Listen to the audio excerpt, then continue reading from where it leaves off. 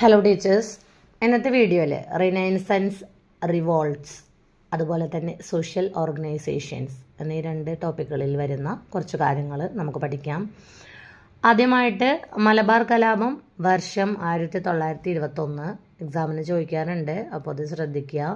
അടുത്തത് വൈക്കം സത്യാഗ്രഹം 1924, ശുചീന്ദ്രം സത്യാഗ്രഹം 1926, ഗുരുവായൂർ സത്യാഗ്രഹം 1931, നിവർത്തന പ്രക്ഷോഭം 1932, ക്ഷേത്രപ്രവേശന വിളംബരം 1936 ചോദിക്കാറുണ്ട്.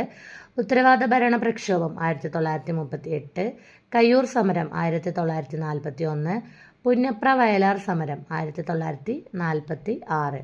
അടുത്തത് വിമോചന സമരം 1959. അടുത്തത് സോഷ്യൽ ഓർഗനൈസേഷനിൽ വരുന്ന അദ്വൈത സഭ 1907, നീലകണ്ഠ തീർത്ഥപാദർ. അടുത്തത് അരയ സമാജം 1907, പണ്ഡിറ്റ് കറുപ്പൻ. അടുത്തത് യോഗക്ഷേമ സഭ 1908, VT ഭട്ടതിരിപ്പാട്.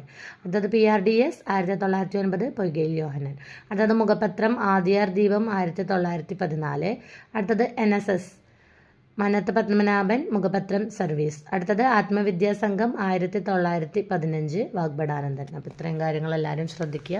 താങ്ക്